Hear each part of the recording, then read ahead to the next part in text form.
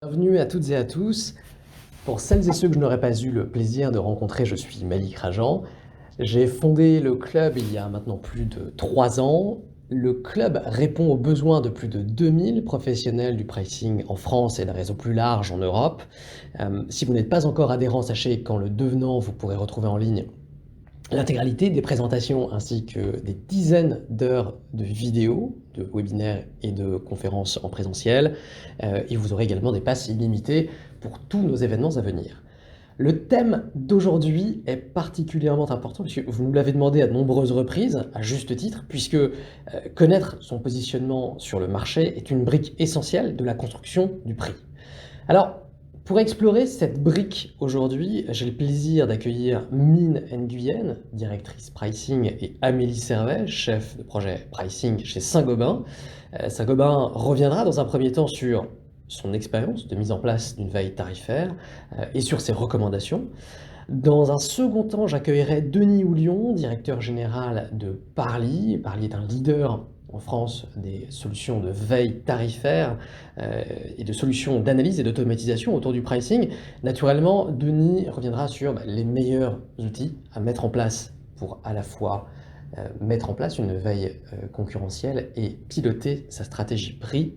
Enfin, nous aurons 10 minutes à la fin de cette session pour traiter vos questions. Naturellement, si vous avez des questions brûlantes, n'hésitez pas à les poser au fil de l'eau. La session d'aujourd'hui s'adresse, vous l'aurez compris, principalement à des personnes qui, au moins en partie, ont accès à des prix de la concurrence en ligne. Je sais qu'il y en a certains parmi vous qui n'ont pas accès à ces prix. Et donc, je vais commencer par m'adresser à eux, donc soit des personnes qui travaillent sur un prix catalogue plus remise, donc la possibilité de savoir quel est le prix de transaction. On va voir qu'avec l'exemple de Saint-Gobain, on peut quand même faire des choses sur le prix catalogue en termes de veille tarifaire, et puis il y a des choses intéressantes à en faire en termes de pricing ensuite. Soit vous êtes dans un cas où vous travaillez sur devis, sur appel d'offres, sur les sujets de vente de produits et de services complexes. Dans ce cas-là, voici 3 pistes pour contourner le problème. Première piste, demandez à vos forces de vente de recueillir les devis concurrents ou bien de noter les prix qui leur sont remontés. Remonter l'information en centrale. Alors, ça demande effectivement à ce qu'il y ait une personne en centrale qui compile toutes ces informations dans un fichier avant qu'elles soient traitées. L'idée de le faire, et c'est une solution qui fonctionne bien pour pas mal d'acteurs, au moins sur les key value items, donc vos produits les plus bataillés, les plus importants. Donc votre top 50, votre top 100 en fonction de l'étendue de votre catalogue produit. Deuxième solution, conduire des entretiens avec des sachants, des personnes qui sont en lien avec les prix de la concurrence, qui peuvent y avoir accès, donc ça peut être vos fournisseurs, vos revendeurs, vos forces de vente. Beaucoup le font déjà de manière très informelle. L'idée est vraiment de le processer, d'avoir une fréquence qui soit bien définie, et puis de recouper les informations pour avoir un ensemble qui soit cohérent. Bien sûr, ça reste qualitatif, vous aurez des indicateurs, des tendances, mais ça peut vous permettre, d'identifier quels sont potentiellement les prix dépositionnés sur les segments de clients, des familles de produits, donc savoir où travailler en priorité. Et puis 2, ça vous permet de savoir quels sont les mouvements, peut-être d'anticiper les mouvements de prix de la concurrence. Troisième piste, construire un indicateur d'intensité concurrentielle. Donc là, l'idée est vraiment de quantifier la pression concurrentielle qui est ressentie dans cet exemple-là au niveau d'un point de vente et pour une famille de produits. Et donc, je pense en particulier à une situation de distributeur avec des points de vente physiques, comme j'en ai fait expérience dans mon passé chez Rexel. L'idée de prendre un peu de recul par rapport à un indice prix classique et de se dire que ça va être un élément de l'intensité concurrentielle dont vous souhaitez tenir compte dans votre politique de prix. Je vais vous donner un exemple de ce à quoi ça peut ressembler concrètement de ma propre expérience.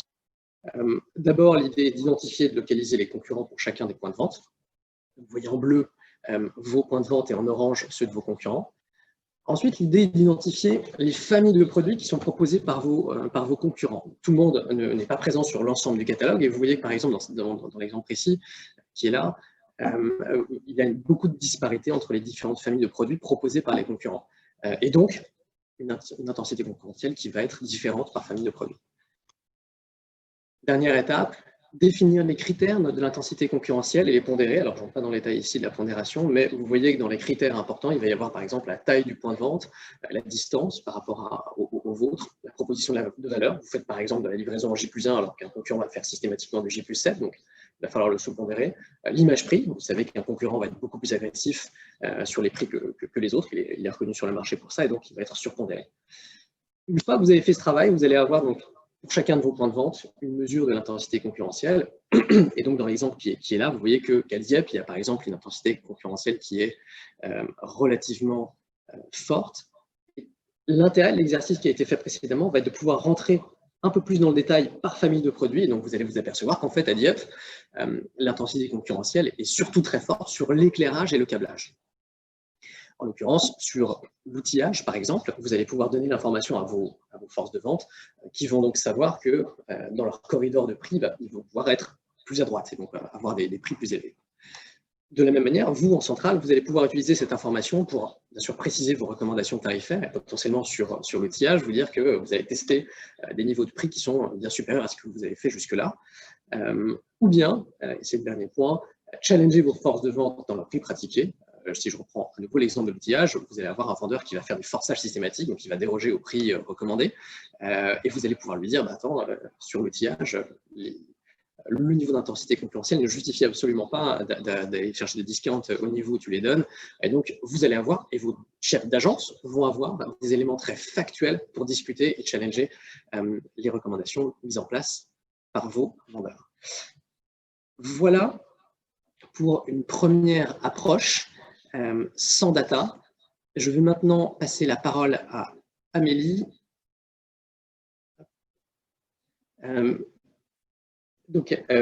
Amélie, chef de projet pricing chez Saint-Gobain. Je rappelle que Saint-Gobain est une des principales entreprises de distribution de matériaux de construction qui s'adresse principalement à des professionnels. Alors, laissez-moi une seconde pour lui redonner la parole.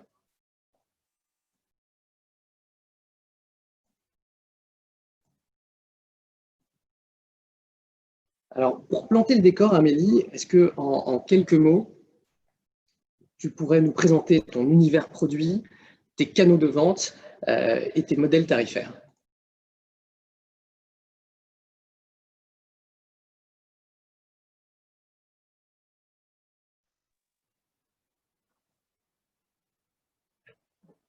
Ça y est, on devrait t'entendre, Amélie, à présent.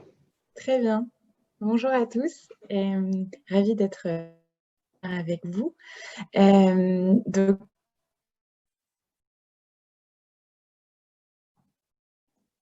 en tant que chef de projet pricing sur la partie tarif. Et donc, c'est dans ce cadre-là qu'on va parler de la veille concurrentielle ce matin. Précédemment, j'ai eu 2 expériences importantes chez ArcelorMittal, toujours sur le pricing.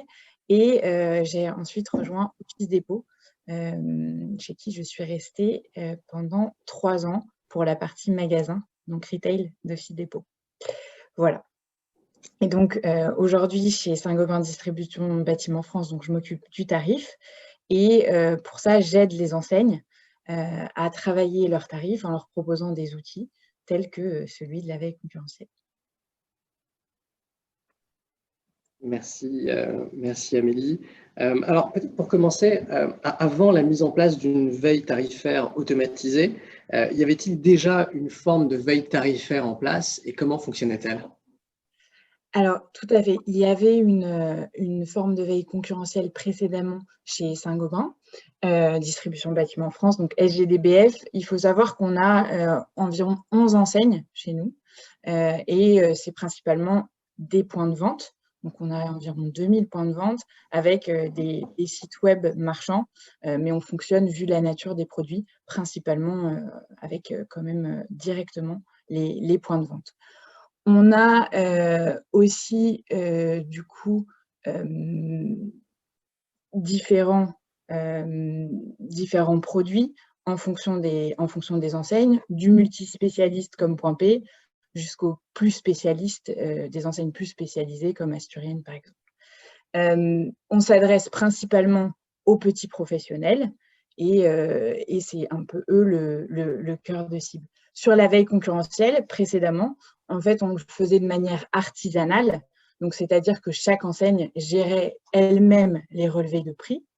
Et à la fois, c'était donc forcément sans automatisation, donc particulièrement chronophage.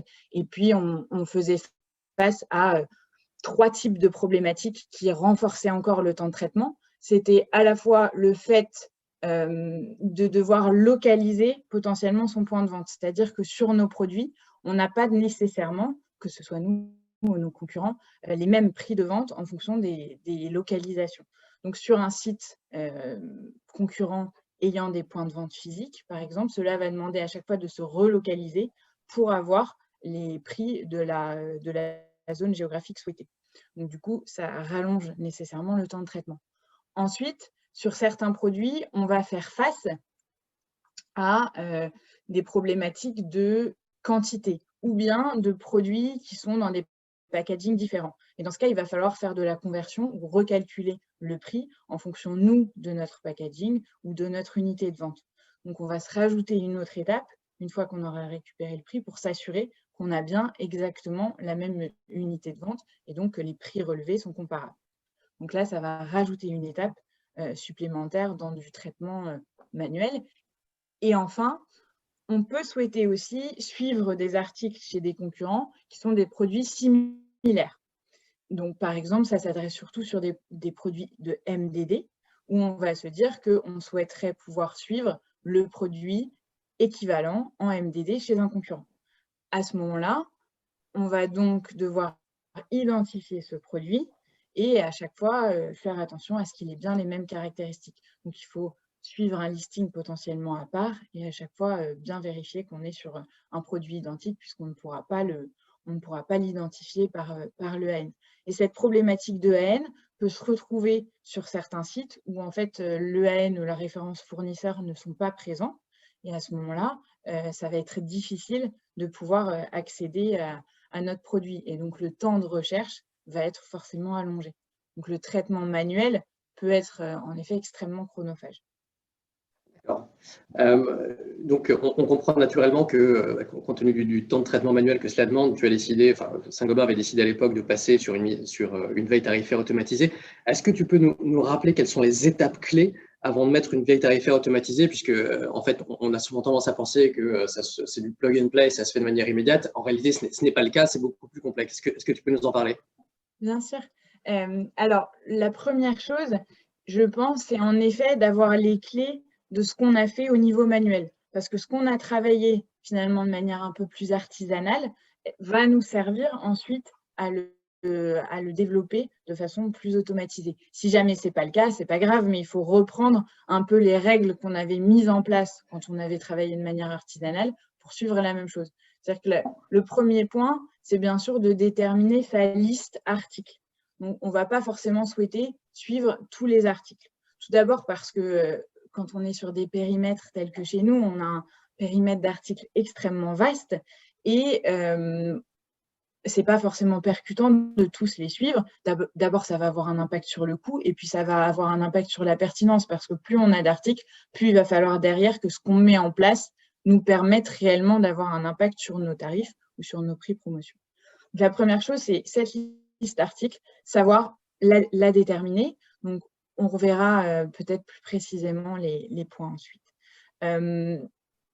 Au niveau des concurrents, c'est un point essentiel aussi parce que nous, on a à la fois des concurrents qui vont être un peu comme nous, avec des magasins physiques et éventuellement des sites web marchands, mais on va aussi avoir des concurrents pure players. Alors là, déjà, il faut savoir que ce n'est pas tout à fait la même structure. On va avoir la notion de frais de port et on va devoir un peu réfléchir à OK, quels sont les pure players qu'on veut intégrer, quels sont nos concurrents un peu plus standards qu'on va souhaiter suivre, et donc faire peut-être un panaché de ces deux types de concurrents finalement.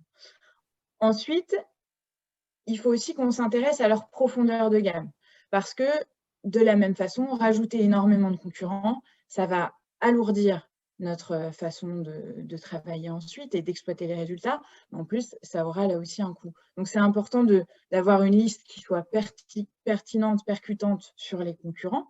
Et donc, pour ça, il faut s'intéresser à leur gamme et à se dire, OK, est-ce que réellement ce concurrent-là, même si c'est un concurrent majeur sur une dizaine d'articles, si sur les autres, il n'a pas d'impact, ça ne va pas être nécessaire de forcément l'ajouter. Et si à un moment T, on a réellement besoin d'aller voir son prix, ce n'est pas forcément nécessaire de l'avoir en automatisé, mais on pourra tout à fait aller le chercher ponctuellement s'il y avait besoin. Donc, de faire le distinguo entre le concurrent réel et qui est indispensable dans notre veille et dans notre positionnement derrière, ou un concurrent qui aura un impact un peu moins important.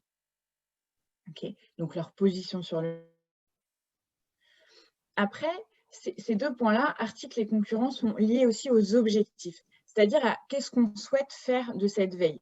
Donc, est-ce que ça va nous servir pour le pricing uniquement, que ce soit le calcul du tarif ou les promotions? Est-ce qu'il y a d'autres objectifs derrière, comme l'offre ou l'achat? Et à ce moment-là, on va vouloir plus ou moins étendre la liste des articles potentiellement. Donc, les objectifs sont importants, c'est à quoi ça va servir derrière et comment, du coup, ces 4 objectifs-là qu'on a définis, 2 ou 3 en fonction de nos besoins, vont mettre en place derrière des process. Parce qu'une fois qu'on a l'automatisation, il faut qu'on soit sûr que ce qu'on va récupérer de cette automatisation va avoir un vrai impact sur, par exemple, le calcul des tarifs ou la construction de l'offre ou bien nos promotions. Et à ce moment-là, il faudra qu'on mette en place des process ou bien même un outil automatique qui récupérera et qui réinterprétera derrière nos résultats. Merci Amélie. Alors, tu as évoqué la sélection des articles comme étant un point important, et je comprends que c'était effectivement un point clé. Quels sont les critères que tu retiens pour définir sélectionner les produits à suivre? Alors, sur les articles, on peut forcément regarder le chiffre d'affaires, ça va être un premier critère. Après, il ne faut pas s'arrêter là parce qu'on peut avoir un produit chez nous qui est extrêmement bien vendu avec un chiffre d'affaires très fort, mais finalement, on va se rendre compte qu'il est difficilement disponible chez d'autres concurrents. Donc, à ce moment-là, il faut forcément croiser un petit peu ce critère de chiffre d'affaires avec d'autres critères sur la disponibilité, sur le marché et qu'est-ce qu'on retrouve sur le marché sur cet article-là. On va aussi regarder en termes de pricing si le tarif est bien respecté, puisque chez nous, on est sur le négoce. Donc, il y a forcément la partie tarif, mais il va y avoir aussi une partie renégociation de ces tarifs dans des cas très particuliers. Mais à ce moment-là, on va vérifier que sur un article, le tarif est bien respecté ou non. Ça va avoir un impact du coup derrière dans la définition de notre tarif. Et donc, c'est un critère qu'on va aussi regarder. D'accord. Et lorsqu'il s'agit des concurrents, donc tu as évoqué effectivement le fait qu'il peut y avoir des concurrents très différents dont on va pouvoir tenir compte. Un, comment les sélectionnes-tu? Et deux, est-ce qu'il y a une pondération entre des concurrents qui vont être plus ou moins importants? Alors, pour la sélection, c'est un petit peu pareil, c'est-à-dire que ça va se rejoindre avec les articles. Donc, on va se dire, est-ce que ce concurrent-là, il a ces articles présents? Parce que forcément, ça va donner confiance. C'est-à-dire que le fait d'avoir un taux de matching important, donc le taux de matching, c'est le fait d'avoir récupéré ces produits-là chez les concurrents, ça va donner confiance dans l'outil. Donc, c'est important d'essayer de choisir des concurrents qui vont pouvoir répondre à notre liste d'articles. Donc, ces deux critères-là se répondent l'un avec l'autre. Et derrière, il y a cette notion de canal de distribution qui est importante aussi pour essayer d'avoir à la fois nos concurrents traditionnels, mais aussi les concurrents qui se développent et de pouvoir faire une part à ces concurrents qui se développent sur le web et pouvoir à la fois suivre leur prix, mais aussi leur offre. Ça a énormément de sens. D'accord. Quels sont d'après toi les principaux obstacles dans la mise en place d'une solution de veille concurrentielle et quels sont les facteurs clés de succès lorsqu'il s'agit de la mettre en place? Alors, je pense qu'on revient un peu avec ces 4 critères qu'on a développés. C'est que c'est important de bien préparer en amont ce qu'on souhaite faire et qu'on soit bien carré sur notre liste article et notre liste concurrent. On peut se retrouver dans des cas où finalement on se rend compte justement que le taux de matching n'est pas bon, mais c'est parce que la liste d'articles qui a été définie, finalement on se rend compte que principalement ces articles sont présents chez nous et très peu chez des concurrents ou en tout cas pas sur les concurrents qu'on a suivis ou qu'on suit sur la plateforme. Et à ce moment-là, du coup, on va avoir cet effet de perte de confiance qui peut être un frein à l'automatisation, parce que c'est vrai que quand on fait du web scrapping, qu'on va chercher les prix de la concurrence de façon manuelle, artisanale, on garantit un peu nos résultats. Certes, c'est extrêmement long, mais on a confiance dans ce qui ressort. Quand on est sur la partie automatique, on doit s'assurer que ce qu'on ressort, on puisse donner confiance dans ce qui ressort. C'est pour ça que c'est important de faire ce travail-là, pour qu'on soit sûr que les articles sélectionnés et les concurrents vont répondre au maximum à cette veille automatisée et qu'on va récupérer des informations pertinentes et percutantes et qui vont répondre aux besoins au maximum. Du coup, le succès, c'est vraiment cette définition en amont des clés et comment est-ce que derrière, on va s'en servir.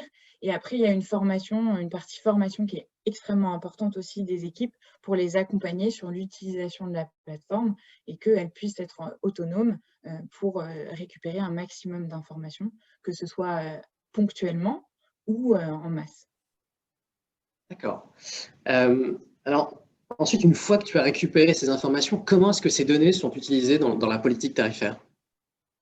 Alors, aujourd'hui, on s'en sert énormément en fin d'année dans la définition de notre catalogue. Ça va être un point important pour nous aider justement à définir notre tarif et voir si notre positionnement répond bien à ce qu'on souhaite faire. Donc, l'utilisation de ces données concurrence est extrêmement importante en fin d'année. Mais on peut s'en servir tout au long de l'année, particulièrement pour la mise en place de promotions. C'est vrai que ça a du sens de regarder à un instant T, si on souhaite mettre en place une promotion, de regarder sur la plateforme et de se dire, voilà, sur cet article-là, j'ai un prix qui a évolué de telle façon chez les concurrents. Et donc, si tu montres juste la slide après. Oui, super. Merci, Mélie. Donc, du coup, là, sur cet exemple, c'est un mastic. Et sur ce produit, on peut voir quel est le positionnement de mes concurrents à l'instant T. Donc, ça va m'aider à me positionner si je souhaite mettre en place une promotion. Mais ce qui va être encore plus pertinent, c'est de voir comment est-ce que les promotions ont évolué chez nos concurrents, s'il y en a eu, ou bien s'il n'y en a pas eu, mais que potentiellement c'est simplement le prix qui a évolué au fil du mois. Je pense notamment à Amazon ou ManoMano où les prix sont extrêmement fluctuants.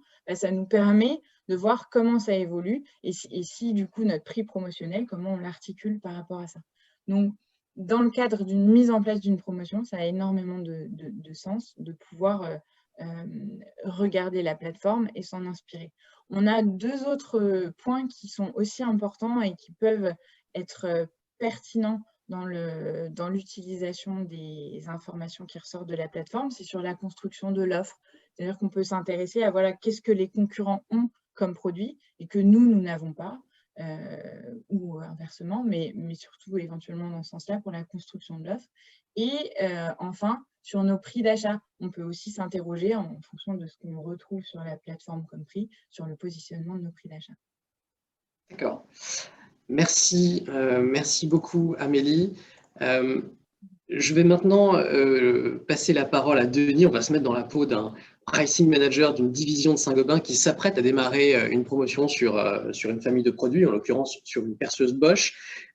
Denis, est-ce que tu peux nous montrer comment procéder, comment il va naviguer dans l'outil pour conduire cette politique promotionnelle? Alors, avec plaisir, Malik. Merci de me donner la parole. Très heureux de la prendre en cette audience. Je vais effectivement me mettre dans l'impôt. Donc là, vous voyez bien mon écran. C'est bon, vous voyez mon écran? Pas encore.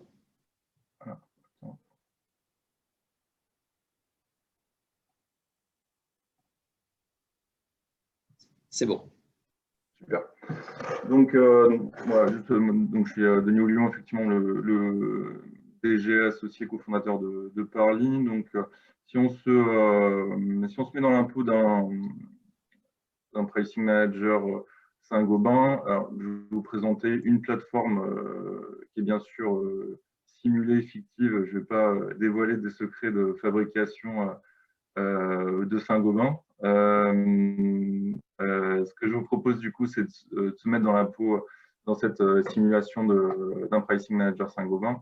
On va pouvoir se connecter du coup à une plateforme SaaS. Donc, c'est une plateforme qui est hébergée par nos soins, à laquelle vous avez juste à vous connecter par le biais de login, mot de passe sur le web depuis n'importe quel poste.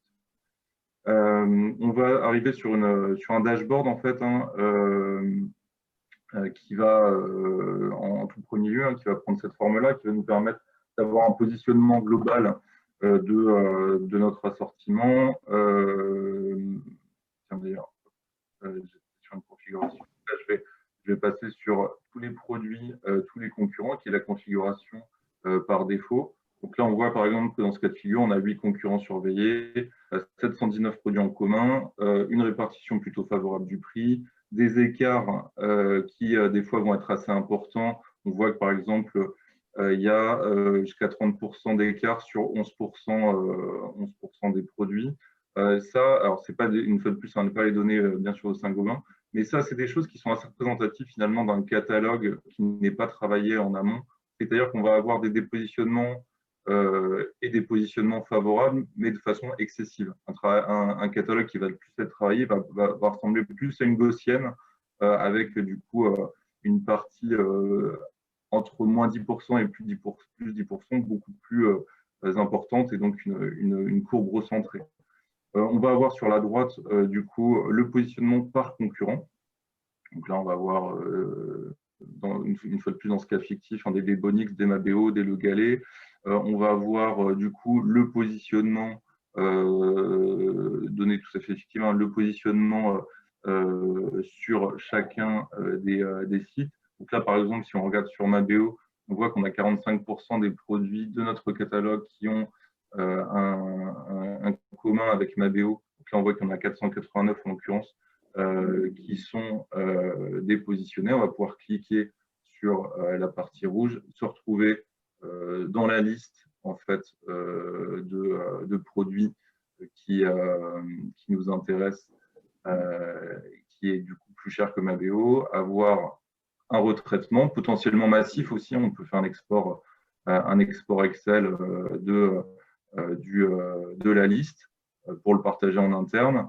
Donc, il va prendre cette forme-là, sachant que tous les tableaux vont vous permettre, toutes les vues en fait sont une aide à l'utilisation et vont permettre de se positionner, vont pouvoir être exportés. Ensuite, on va pouvoir jeter un coup d'œil spécifiquement à un produit en particulier qui va nous intéresser. On peut s'intéresser par exemple à un bouchon-oreille, où là, on va avoir justement un positionnement plus précis et une analyse du produit en l'occurrence.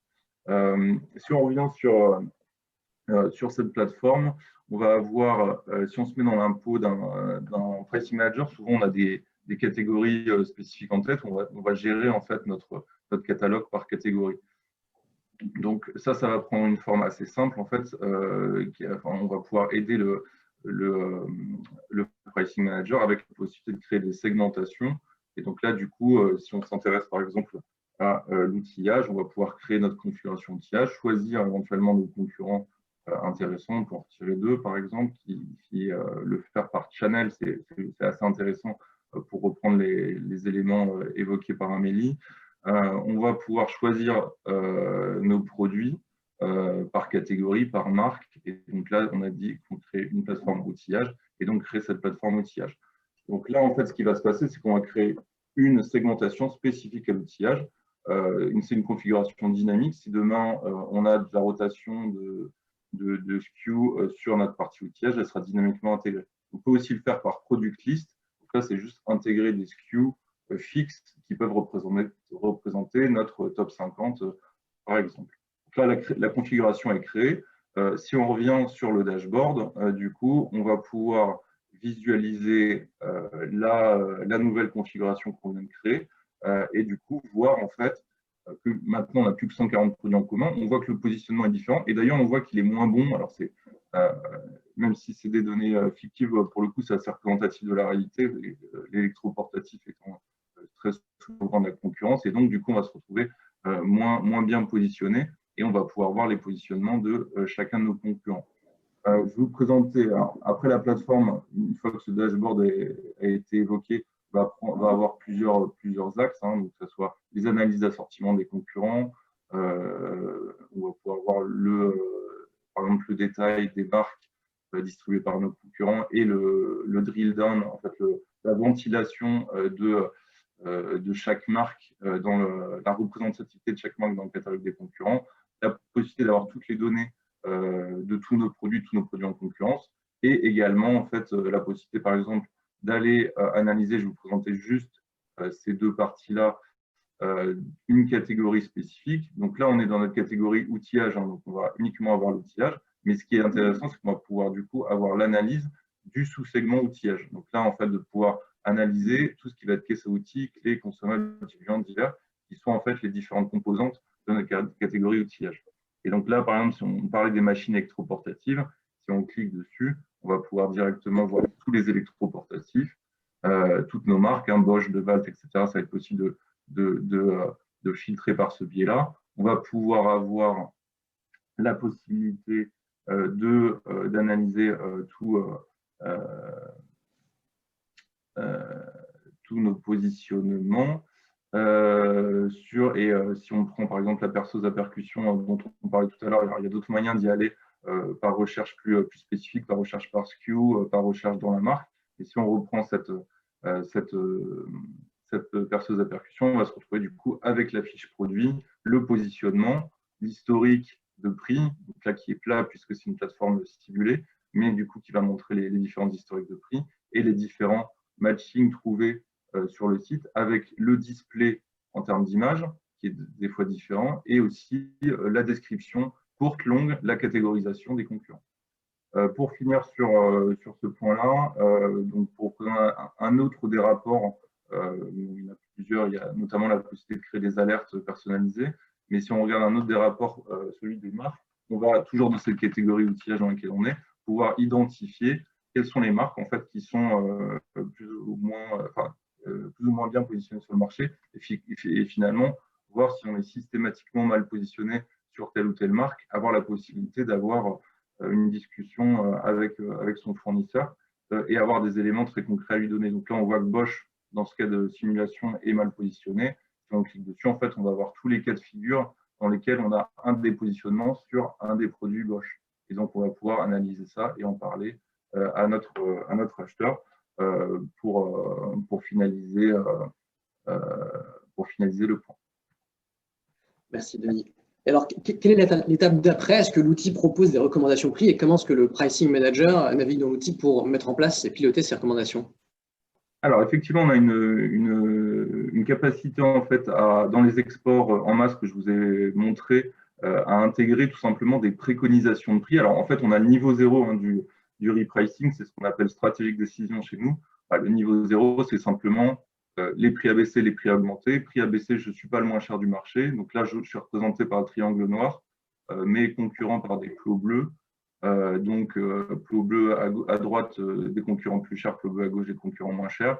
Si je suis à 40,90 que mon concurrent est à 37, le niveau 0 du repricing, c'est dire est-ce que je ne peux pas me mettre à 36,90 et prendre le meilleur prix. De la même façon, on va avoir des prix à augmenter, c'est-à-dire des prix sur lesquels moi je vais être dépositionné par rapport au marché, des fois de façon assez conséquente, avec des fois des capacités à monter les prix pour être proche du moins 10 ans. Ça, c'est le niveau. En fait, on a trois business units essentiels hein, qui vont être la veille tarifaire, le repricing et l'accompagnement pour les best practice marketplace. Là, on est vraiment sur une plateforme veille tarifaire avec du coup une première étape de réflexion sur la partie repricing. Après, quand on est sur des plateformes repricing, on va avoir des plateformes un peu différentes qui vont prendre plutôt cette forme-là. En fait, on va intégrer du coup des éléments de chiffre d'affaires, donc que ce soit en volume ou en valeur. Là, c'est du volume et de la valeur. On va intégrer aussi les éléments de marge Si on est sur une marketplace, on va intégrer les éléments de buy box, donc de visibilité. On va pouvoir avoir les analyses par produit couplées pour voir quels sont les produits.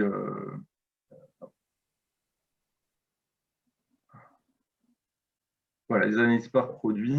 Donc pour coupler, on va voir si par exemple on a du stock ou pas sur ces produits-là, comment ils se sont comportés sur le dernier mois par défaut, mais aussi on peut regarder sur les dernières années et puis revenir complètement en arrière. On va avoir la possibilité aussi d'analyser les fiches produits de façon un peu différente. Je vous ai montré la fiche produit veille tarifaire tout à l'heure.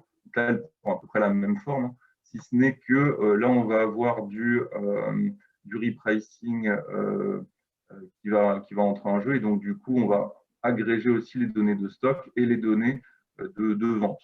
Donc là, en fait, c'est les ventes en fonction du positionnement aligné. En fait. Donc là, on voit par exemple qu'on a fait beaucoup de ventes le 1er novembre. Et on voit que ce jour-là, on était justement en train de se repositionner par rapport à la concurrence. Ça, c'est des solutions de repricing. Alors, pour ce qui est de ça, c'est pour la visualisation. Pour ce qui est de la solution de repricing en elle-même, on a plusieurs façons de le faire. Donc, j'en parlais tout à l'heure sur la préconisation pure et simple sur la base des règles clients. Donc, c'est-à-dire qu'on peut prendre modéliser en fait les règles de prix client, créer des préconisations sur la base de ces règles et des éléments qui nous sont donnés par le client en termes de volume, de vente, de marge, mais aussi des éléments concurrentiels. Du coup, créer une préconisation très spécifique pour le client. On va pouvoir aussi appliquer de façon autonome ces modifications-là. Donc là, en l'occurrence, c'est le cas sur différents environnements, sur des PrestaShop, des Magento, via les agrégateurs de flux, Lengo, Shopping Feed, ou via des environnements marketplace, Amazon, Cdiscount par exemple. Et donc là, par exemple, on est sur du changement de prix automatisé. Donc là, on voit que cette courbe noire, c'est la courbe de changement de prix mise en place, établie par Parly, qui permet en fait de regagner en fait les positionnements et de tester les différents positionnements. Autre point, et c'est mon dernier point sur la partie pricing, il y a une dernière façon en fait de faire du pricing chez nous, c'est comme je vous le disais, de modéliser sa stratégie prix. En fait, on peut soit quand on la modélise, soit on peut avoir une discussion avec le client et établir ses règles de prix dans le cadre d'un process, soit on peut même quand on est client depuis sa plateforme, créer directement sa stratégie prix avec un système de modélisation. En fait, on va définir des conditions qui vont créer du coup des conditions d'action différenciées et qui vont permettre en fait de créer de cette façon-là en fait son pricing flow pour arriver jusqu'à un élément de repricing. C'est ce que je vais vous montrer sur à quoi ça ressemble. Un pricing flow, ça ressemble à ça. Donc en fait, on va avoir tous nos produits qui vont passer par différents types de conditions. Donc là, par exemple, sur l'exemple que je vous montre, c'est est-ce qu'on est en concurrence? Oui, non. Si on n'est pas en concurrence, quel est le nombre de prix qu'on a testé sur les 6 derniers mois? On en a testé plus que 5. OK, dans ce cas-là, on va faire, par régression, on va créer, on va identifier le point prix optimum, le tester, vérifier qu'avec les élasticités prix par itération successive qu'on est sur le bon point prix, ou si on a moins de 5 itérations, faire du test AB pour justement créer les points de comparaison et tester les élasticités prix. Si on revient sur la branche du haut, est-ce qu'on est en compétition? Oui. OK, on détermine des bornes de prix min-max et on va avoir une politique différenciée par catégorie. Par exemple, sur le livre, m'aligner sur Amazon, sur la musique, essayer de récupérer le positionnement sur Google Shopping, sur le jouet, être toujours positionné à 5% en dessous de jouet club, et ainsi de suite. Et finalement, avec un arrondi de prix à la fin, avoir son prix final. Donc voilà, c'est différentes façons dont on peut adresser le prix de notre côté, donc industrialiser et exécuter la stratégie prix de nos clients. Alors, merci beaucoup, Denis. Il nous reste quelques minutes pour les questions, donc n'hésitez pas à les poser dans la section Q&A qui se trouve en bas de l'écran. J'ai une première question qui est pour Amélie. Au-delà de la charge de travail réduite et de la fréquence de mise à jour qui augmente, quels ont été les autres bénéfices pour toi? Tu peux y répondre, Amélie. Oui, alors, mis à part la charge de travail et la fréquence de mise à jour, ok.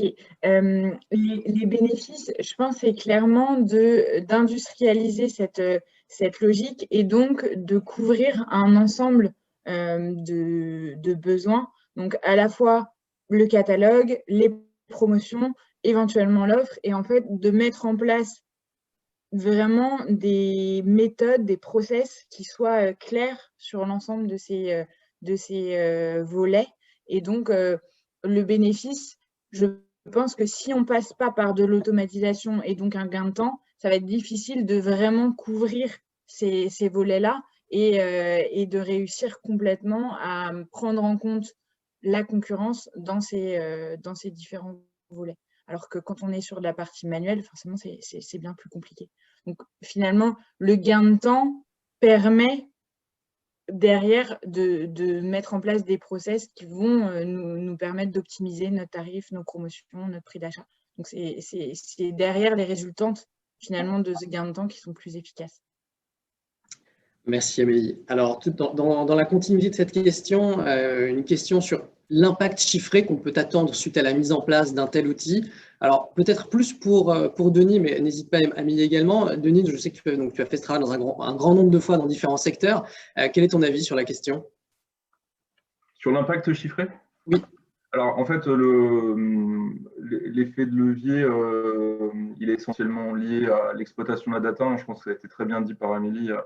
Effectivement, nous, en fait, on va, sur la première BU taille tarifaire, on va plutôt présenter un symptôme éventuellement de la situation au client, du coup, de le prendre en charge dans ses process et de repricer. C'est pour ça qu'on l'a fait. On l'a fait aussi, historiquement, on était uniquement sur la veille tarifaire, on est arrivé sur les BU repricing et accompagnement marketplace, justement pour essayer de faire le maximum de leverage, d'effets de levier sur cette donnée-là.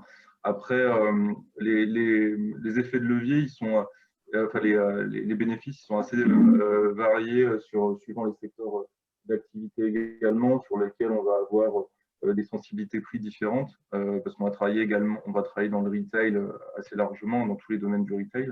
On va aussi travailler dans ce qu'on appelle du service en ligne.